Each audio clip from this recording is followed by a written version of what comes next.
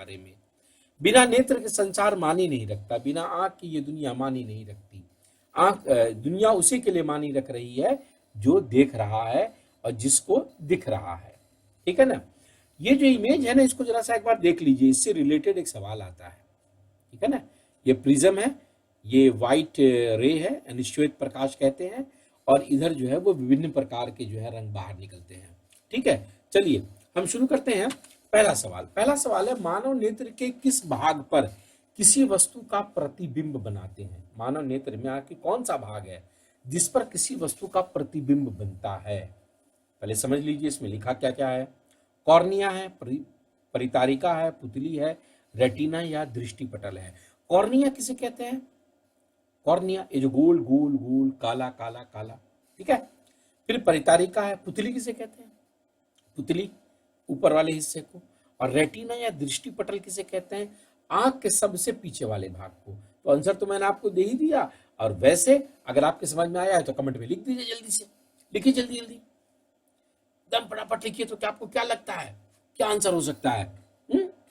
मुझे नहीं लगता है कि परितारिका होगा, बी तो नहीं लगता है कि होगा, ए सी या डी में से कुछ हो सकता है। टाइप कीजिए तो देखिए यह है सही जवाब, रेटिना या दृष्टिपटल, है ना।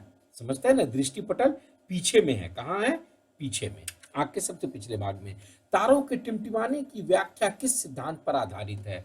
अपवर्तन के सिद्धांत पर, प्रकीर्णन के सिद्धांत पर, वर्ण विक्षेपण पर, या इसमें से कोई नहीं?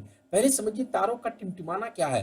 कभी रात के समय में आप आसमान की ओर, आकाश की ओर देखेंगे तो बड़ा सुंदर संसार एक ऊपर आपको दिखाई देगा, उसमें तारे दिखाई देंगे, लेकिन कभी चमकेंगे कभी बुझ जाएंगे, कभी चमकेंगे कभी नहीं चमकेंगे। तो क्या वो जो तारे हैं उसमें बटन कोई चालू बंद कर रहा है, या कोई ऑटोमेटिक सिस्टम लगा हुआ है उसके अंदर में कि कभी दिख रहा है कभी नहीं दिख रहा है? जी बिल्कुल नहीं, वहां कोई ऑटोमेटिक सिस्टम नहीं लगा है कि कभी दिखेगा और कभी नहीं दिखेगा। वो तो जल ही रहा है, वो तो ज्वाला है, वो तो जल रही है। फिर आखिर उसमें कौन सा ऐसा सिद्धांत है कि कभी हमको जलता दिखता है और कभी नहीं दिखता है? ए बी सी डी अब तक आपने टाइप नहीं किया, टाइप कीजिए जल्दी से। क्या आंसर है? ये रहा इसका आंसर, अपवर्तन के सिद्धांत। इसी सिद्धांत पर जो है वो टिमटिमाता हुआ दिखाई देता है। परावर्तन और अपवर्तन, है ना, ये इसके पहले वाले चैप्टर में आ गया है। परावर्तन किसे कहते हैं, अपवर्तन किसे कहते हैं। अगर आपको पूरा वीडियो देखना है उसके बारे में तो हमारे चैनल को जल्दी से सब्सक्राइब कर लीजिए, और उसके बाद आप चले जाइए, प्लेलिस्ट सब बनी हुई है।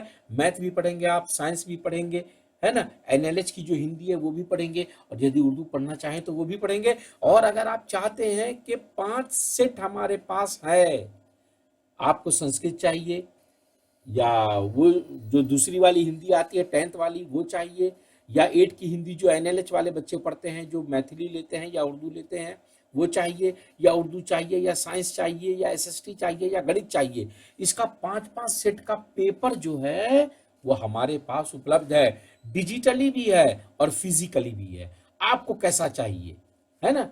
अगर आपको चाहिए हमारे चैनल को सब्सक्राइब कीजिए, गूगल पे चले जाइए, टाइप कीजिए शाहीन एकेडमी मधुबनी, उस पर आपको हमारा कॉन्टैक्ट नंबर मिल जाएगा। ठीक है ना, उस कॉन्टैक्ट नंबर पे आप हमको व्हाट्सएप कीजिए, हम आपको भेज देंगे। अगला सवाल, नेत्र लेंस की फोकस दूरी अधिक हो जाने से कौन सा दृष्टि दोष होता है? बताइए।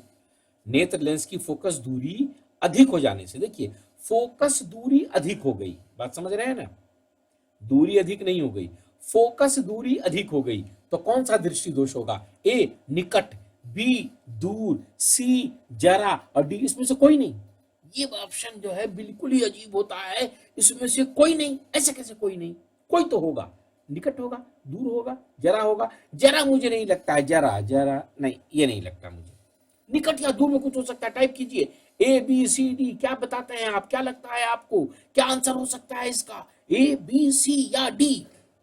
इसका सही आंसर आपकी स्क्रीन पर दूर दृष्टि दोष। ठीक है, समझ गए आप? अब अगला सवाल, नेत्र में किसी वस्तु का बना प्रतिबिंब कैसा होता है? आंख के अंदर जो किसी वस्तु का प्रतिबिंब बनता है, इमेज बनती है, वो कैसी होती है? बताइए कैसी होती है वो? यहां पर दो चीजें हैं, एक है काल्पनिक और एक है वास्तविक। काल्पनिक का मतलब है कि वास्तव नहीं होना, मतलब ओरिजिनल नहीं होना, और वास्तविक का मतलब ओरिजिनल होना। अब बताइए एक बात मुझको आप, अगर आप कहीं पर सेब देखेंगे तो आपको क्या दिखाई देगा वो?